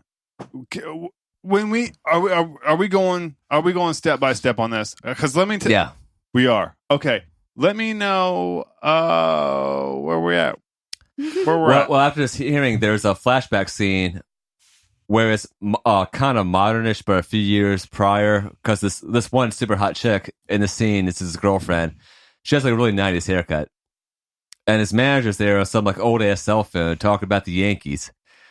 She says he's not going to get another chance. Her name is Judy. And he chooses to go with the Yankees and abandon the Dodgers and leave her ass behind and go to New York. Worked out so well Now, for him. Yeah, at this point in time, I was thinking, hey, I don't think this movie's made for kids. This isn't a kids movie. I'm not sure who it was aimed for. Is Right. this about the time? Is this about the time, baby? Where I was like, Yeah, when you made that call. No, it was a little bit after this, It was a little but bit not after this. long. All right, well, the kid in 1976, Tommy, wakes up. His name's Tommy, right? Just make sure. sure, fuck it. We'll call him Tommy. I don't give a fuck. We had Tommy the first one, right? Tommy, Johnny, Scotty, whatever. Yeah, small. Just call him Smalls. I mean, Santa. We'll call him Santa. Santa's Yeah, easy. yeah. You He got was that calling name later. himself Call him Yeah, Santa. from St. Agnes. That's where he went. Yeah, his name's Tommy. Okay. Tommy Santarelli. Get it, Santa. Hey. Yeah. Man, that was. Tell us what you really think. I'll tell you why I would think the acting in this wasn't bad. I think It wasn't nearly as bad as the second we're one. using a magnifying glass now. Oh yeah, Myrtle is dead because his place is abandoned. Right. Yeah. Well, they asked if he just died or is it vanished, but the house is looking really creepy. There's like an evil ghost dog. Hold on, no, we're not. Yeah, we're well, not when going. we get to when the we house, get there, though. you fucking let me know. That's why I am on my notes. Okay, awesome, cool. So why do they go there? They're trying to find need something, right? supplies. They need gear Yeah. because They need- Santa is saying, "Hey, I can make you guys A good team. a good team, but we need gear." So they're like, "Okay, Old Man Myrtles. yeah, he's got gear. He was a sports fanatic." Which, for the record, didn't really make sense. Oh, not a whole lot of this is gonna and then make it sense. made much less sense once they got in there. So, what do you got, Adam? Because I got Well, this scene here is my favorite part of the movie. Wait, Really? what? This was fun. I love this scene. But why? First of all, I mean, I get why the- you the- loved it, the but I evil- don't get why it was there. the evil ghost dog in the window. who's And- that? No. Who's that kid? Ryan. I guess. He's the mute kid. But that's the thing. Yeah, there, well, the dog is a painting. there was no Yeah, he's a evil picture of him. dog. Every movie, they made him out to be this evil, like, spawn of Satan. And it turned out they were really sweet and just, Yeah. big. So, Adam, have a field day with this. When they're in the house, there's a lot of cobwebs there. Where it's like, And how they're- is this and Tell gonna- us what you looking, love. They're looking for gear. Yeah, they see that giant ass fucking baseball with the head on it. Yes. It's like a smiley face. They say Right. it's a big old baseball. They Which started looked thinking the like place is the a thing. bus, and two, one of them steps on a floorboard. Tommy spots a Yankees hat, puts it on. It's on the wall. In there, they see a baseball, and it's signed by a bunch of players. Why leave such an obvious place? Well, yeah, I call this. It's a booby trap. It's kind of like Indiana Jones almost. Okay. So, So, old man Myrtle's sick ass had time to booby trap And his he's blind. house He's blind. He with has this a fucking booby ball trap. that they never explained who signed it. Was Okay. that the murderer's row ball no, baby. that they gave? the reason everything it's all signed is because he used to play for him. Wait. He used to play for the LA Dodgers. Mm-hmm. That was established in the first one. Yes, and they gave that ball to fucking what's his face's he stepdad. he might. It didn't make its way back. Maybe he like bought it who eBay later on. signed that ball? He- they never Oh, wait, I explained say what's it. ABA. He Who might have hit signed a couple balls. Who set up all of the fucking He was like? Vader. Everything he about wasn't that Vader. scene rubbed me wrong. He was the voice of Vader. He wasn't the actual Vader. That seemed like a cheap cop out. What's the part where he gets all that gooey shit on his face? That's part of the booby trap. And spiderwebs. I was thinking this is pretty intricate trap with like the baseballs coming out randomly at him for a blind guy to make. Okay, hold on now. Here's the thing. They searched that fucking house up and he down. was a nice guy. Yeah. They searched that place up and down. Couldn't find anything. And then they find a hat. Like, dude, where the fuck was this ball pitching machine when they were checking rooms? It was clearly right there. Like, hey, we could use that. Yeah. So, well, they said Old Man Myrtle's trying to tell them something. And then all the bats and everything. Yeah. Like, they're looking for gear. And there was padding for the catcher. There was baseball bats. There were baseballs getting launched all over the fucking place. There was gear there, and they walked out of there with just the signed ball, and that's fucking it. But nothing about that scene made any sense to me. It was fun. Was it fun? Yeah. It wasn't fun to watch. Me. Well, the next day they're practicing. Hey! What the hell? The next day they're practicing, and they're like hitting a bunch of mannequin heads and shit. I remember bringing a lot of shit on their bikes. I did make a comment that scene probably hurt your soul. What? Them breaking the mannequins. Oh, yeah. I know how you love your mannequins. Yeah. And I was thinking, hey, this movie actually has baseball in it, as opposed to the second one. Where's fucking Kayla at? Downstairs somewhere. We just came back from a break, and outside we were smoking. But told us this funny story in Vegas. You want to repeat this, Ben? Like the worst drunk you've seen. Well, I told him that saying that was his best drunk. Right. Yeah, but apparently not someone else's. Yeah, I guess like your alcohol tolerance. That's what I was looking for when I was telling you guys. Like my highest alcohol tolerance, like when I was in the Navy, man, we drink like fucking fish. Like you guys think it's a rumor, it's not a damn rumor. Like back when I was in high school, like holy shit, I'd get drunk real quick. But coming out of the Navy, not much would get me drunk. And baby, move your bag. She's gimpy. I don't have a bag. You do. You brought a big ass bag. I did bring a big ass bag. What's in the bag? She's got a gimpy leg. What's in the box? That's a Seven reference. Anyway, so like where we're at, there's a it's called the Crab Derby, and they have those big ass plastic. We need more headphones. But there is a pair right here, down on the couch, but they're not. But they're not hooked up. Here, hand it to me. I'm doing too much for about to take another shot of rum because another shot, baby. We gotta drive. She's got a spot. So okay, so there's these like big ass like daiquiri things that we have. Like it's this huge ass plastic thing. Well, I had like 4 or 5 Long Island iced teas out of it, and I actually ran into Rod Stewart while I was there at it was called Carnival Court in Vegas. And as we were leaving Carnival Court, we were walking down the strip. There was a dude that was crawling on his hands and knees out of a casino. If I got thrown out. Maybe. And there were cops like right fucking there. Like they were like arms propped up on like, you know, like a mailbox or whatever. Like they like or a newspaper stand or some shit. And like I'm looking at him like, dude, are they gonna arrest this dude? No. They didn't care. Not like Vegas, there's like no fucking rules. Like unless you're like trying to rob a fucking casino, they don't give a fuck. Nice. Where are we at in this debacle? A city council meeting again. They're split on their decision whether to give it to Needman to develop condos or let the kids play baseball. But they come to an agreement. They propose a challenge.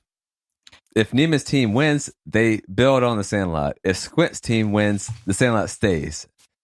And Quint agrees on one condition. The game has to be played all in the Sandlot. Home field advantage. Now, Thomas said he has to play for the other team, and here's where our plot thing comes in. it ends up in the realistic timeline that he goes on to play for Neiman's team, makes an important catch, and goes on to prep school where he gets scouted and drafted, and that's how he ends up to the major league. Right. Watts gets the argument with him and says he's a crook. There's also this friendship theme we see in this movie a lot. Meanwhile, the Sandlot team is doing like a Jawbreakers challenge. You guys ever played that? Huh? You put as many jawbreakers in your mouth as possible. That's like Chubby Bunny also. Chubby right? Bunny, yeah, that's what I thought. You can die from that. You can die from that. Isn't that what that baby jawbreaker We like spelled? breathing. Mhm. Yes, All it right. was. They put a big jawbreaker in her mouth and she died. He has a talk with his mom about how he feels about Neiman and how the St. Agnes Scouts are going to be out there, and he meets them. But while the Scouts out there, Neiman keeps trying to talk his own son up. So hold on, let's at least establish. Like, I fucking hate this. I hate this movie. Why? But let's establish this. Because really they should have left well enough alone. Yeah. Well, the thing is, when he's in his dream state, okay, the only thing that Tommy, right? Yeah, Tommy Santa. Okay. The only thing that Tommy wants to do is spend time with his mom because she died of cancer. That's all he wants to do. But, like, you know, like, he keeps getting drug into, like, this Sandlot shit. And, like, okay, so now he's embraced that, like, okay, I have to do this to maybe wake up. So at first, all he's doing is the same shit that he was doing before, that he did. You know, like joining Neiman's team, you know, shit like that. Like, he did that before, so he's doing it again in this dream state. Well, they're down a player when they get to the game because, yes, Tommy is playing on Neiman's team. Although, right before the game begins, Tommy gets pissed at Neiman. I like this scene where he throws his hat back at him and goes back to the Sandlot, but they're first not having any of it. He must have made a mistake. And they agree that they won't lose and put him back on the team. Throws him a uniform. It says Squint's Pharmacy on it. Mm-hmm. And then, like, the Neiman's like, oh, you can't say that, that's goodbye. Then the up says the same thing I did. Ready to start a fucking game? Like, he's talking about this shit for like 7 minutes. It's like dodgeball when they're like, you know, you're about to forfeit because you don't have enough players. Yeah. You know, and Tommy goes up there, the Neiman, the coach, tells his son to walk him. It's like, it's the last inning. He says he's gonna strike him out. He goes for it. But I did like this. After the second strike, he hits it, and you think it's gonna be a home run, but it's actually a foul ball. It's foul ball, yeah. Yeah.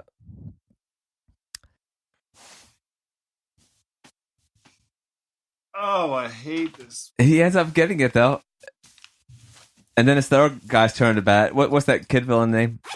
AJ? Some asshole. All right, AJ I'll call or that. some shit he's like that? switching positions up with the pitcher bat. Takes a fronty, but Tommy's in the center field, goes to catch it. I like this. He hits the fence, it jumps back. And then he caught it. Yeah. Yeah, so he's out. And the Sandlot stays. And then Neiman loses like his fake hair, and the scout still says Cinderella is going to be successful. Go on St. Agnes. Mm-hmm. He's back with his mom, who's very sick. There's the baseball with fireworks.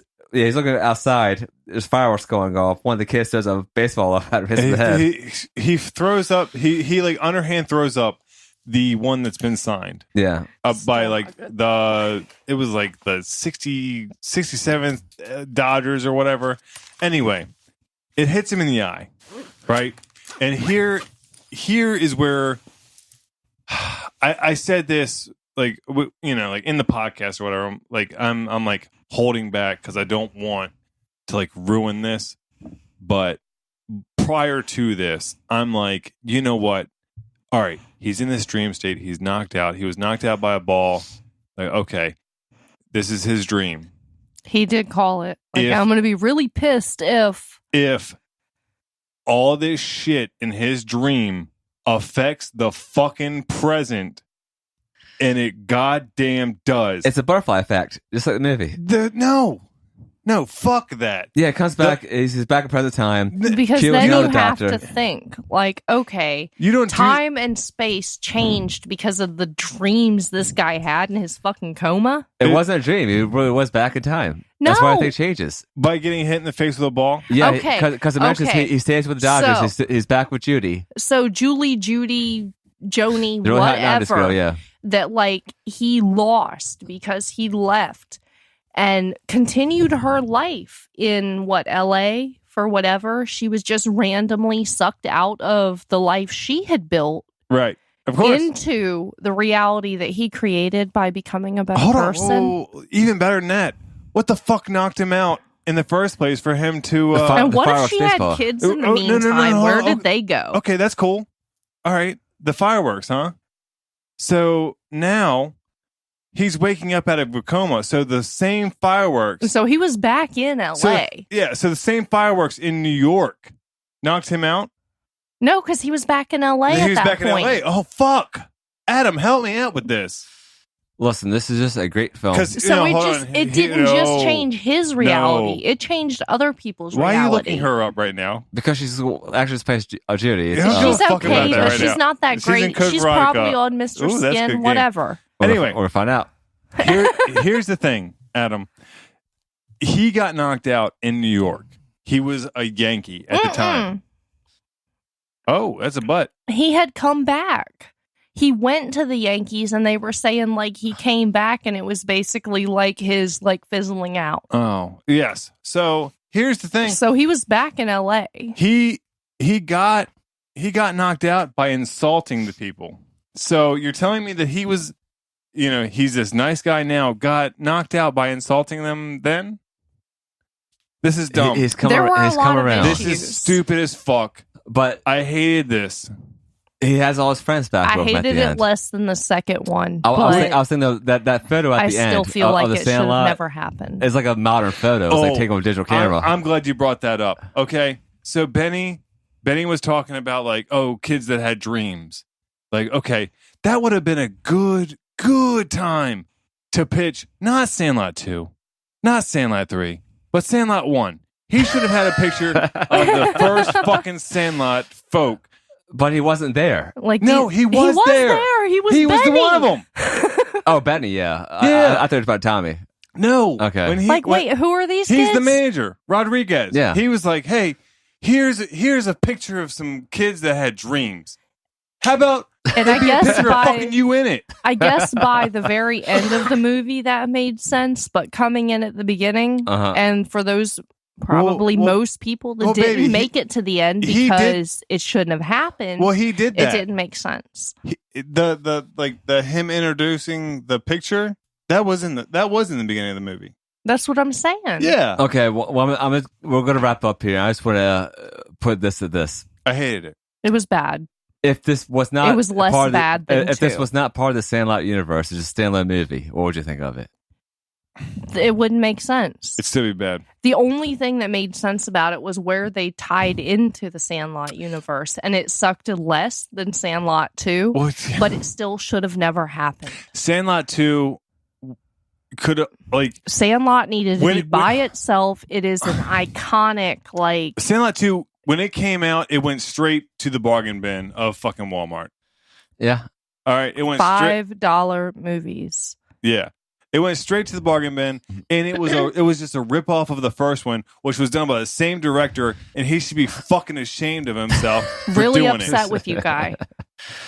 Well, in future news, yes, Sandlot 4. There's a few articles on this from May 2017. No. It's called Junior America. No. Or Americans, depending on your source. Jesus no. Christ. What's the time frame? We don't. It's development. Accept that.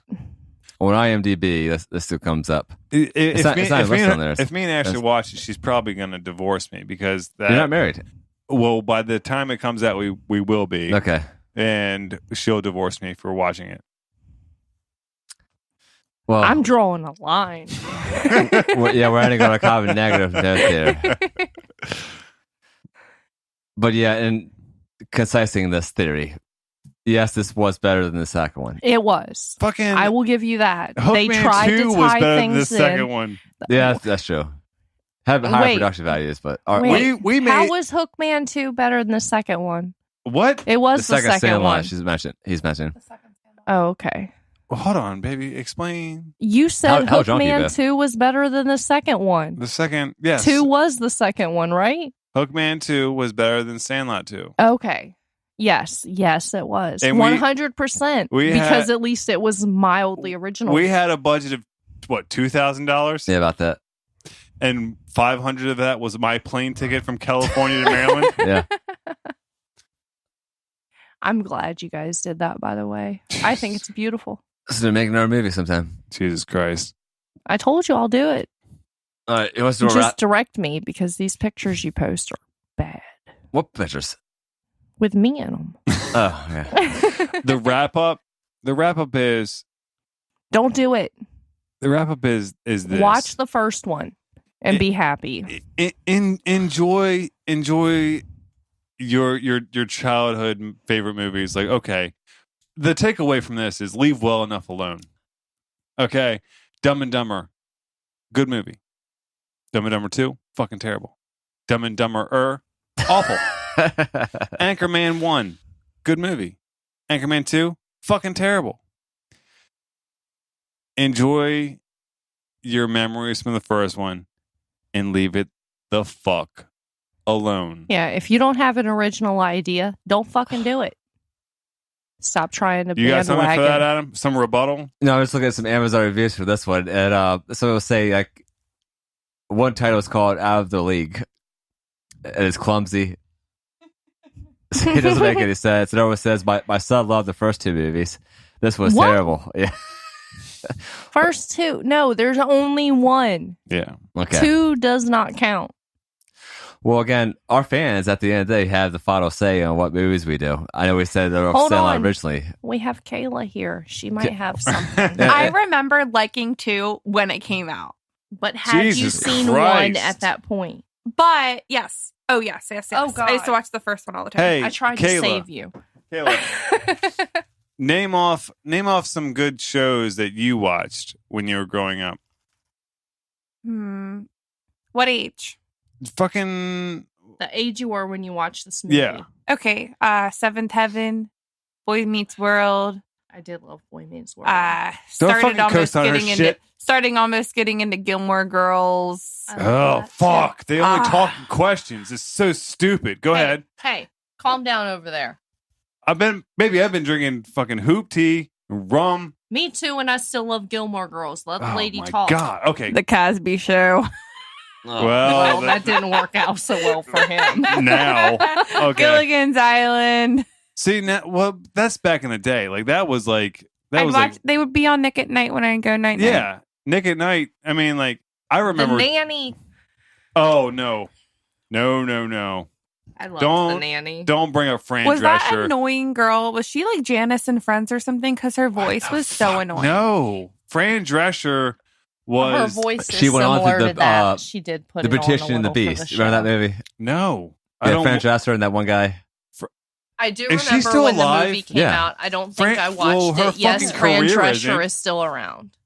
Maybe she made enough money off the Nanny and the Beautician and the Beast. that she can get her fucking voice box fixed. Hey, I'm hoping they come out with some more Nanny. Get out of here. No, go. And fucking Golden Girls. What? Golden Girls? One of them's dead. You hush. You can't do Golden Girls if one of them's dead. What was it, B. Author? that what really- Susan- No, really she's old one. still around. Well, she might have gone. Betty White's alive. The lady that played Blanche. Be Otter's dead. Rue McClanahan. Okay. She passed. Yeah. Blanche died. I know. It's terrible. That's almost as bad as Bob Ross. God, I'm glad I had to Well- be the one to fucking tell you. Well, just remember, we still have another review to do after What is season that? 3 comes out. That is the can hoop tea, and it is really good. Why She don't let we me have try Why it. didn't you give us some of that? Because there's only one here. Y'all want to Why? taste Yeah, it? she give us. Tell them we how have, it is. We have Pass 8 of it them. around. You guys, This just came out this weekend, by the way. there was a special release yesterday and today, and it's the sparkling mango hoop tea. It's a malt beverage with white tea and mango flavors, 4% ABV. So good. And we're Okay, just sitting over here Sippies, dry as a bone. Ben, sippies, you are not dry as a bone. sippies, dry as a bone. Oh, by the way, Ben has a Camp on water Okay, shirt you're not from going to Sleep drink Shorts. after me. You got plungers on your damn shirt, Ben. Was it the plumber? Well, I mean, it is Camp Anawana. That's good. It's That so is really good. good. Yeah, I'm gonna stick with regular hoop tea for now, though. I don't know. I kind of like it. It's sparkling. It's Yeah. a lot sweeter than Sparkles the are other good. ones, but I love fuck. Mhm. I don't think I'll it's get theater. on board with it. All right, we'll wrap up here. Again, we have another movie review that we need to do that's undetermined at this point between season 3 and 4. Season 3 of our podcast starts next Tuesday. But let me be the asshole. Will you? Okay, go ahead. Let me be the asshole. You wrap this up, Ben. I'm gonna stop talking. All right, awesome. There's a lot of people that are listening to our podcast that aren't on our Instagram, which, trust me, we're not those guys that are like, oh my god, like subscribe, like fucking blah blah blah blah. If you guys still do though, yeah. If you guys like the content, we're like, I feel like we're very, very responsive to like the way that I guess to like people. You know what I'm saying? we'll Like talk to you. right now we're at like what 400 something people, and see, this is coming out whenever the fuck during the timeline or whatever. 423 right now. All right, what's the downloads?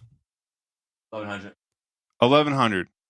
So that means we're missing about 600 people. 600 people that could be putting in like in these votes. Like, okay, what do you want? Page Master, Space Jam, Sandlot. 4 votes. 4 votes won this. You know what I'm saying?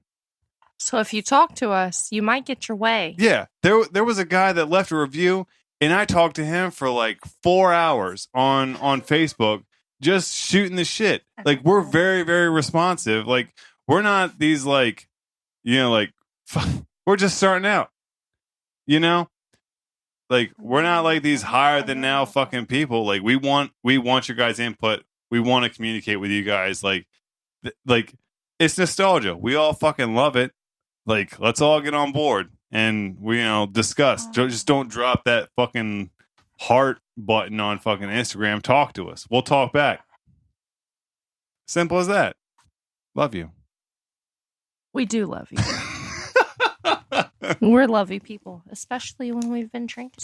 This episode was produced by Modulation Studios. Yeah, again, don't forget that our season 3 starts next Tuesday. Please tell all your drunken friends. And I do want to get on board with Ben with this virtual reality session where you could be in the studio for stricken. Everyone will be our headset. We're going to work that out here shortly. Really? That's All like right. technology. Wait, who's going to be wearing the headset? Our audience. We have a VR I know, headset. but we have to have someone in here. Oh, shit. Wearing the headset. Kayla, that's your job. Wait, Christopher has the VR headset. What am I doing? I think it goes with his phone or something. I'm not No, good but at that stuff. it projects in, not out. Oh, I don't know. It's in his room. No, here's what we'll do. If we get some funds for this, finishing the chair or whatever, we get some funds for that. What we'll do is let's say every 2 weeks, 3 weeks, we'll leave that up to votes. If you guys participate, we'll do Q&A with the storyteller chair that I'm currently making at my house, and we'll do Q&A. We'll make it personal, like whatever you guys want to know, and then we'll do it like that. We shall. Well, thanks for listening. We'll see you next time.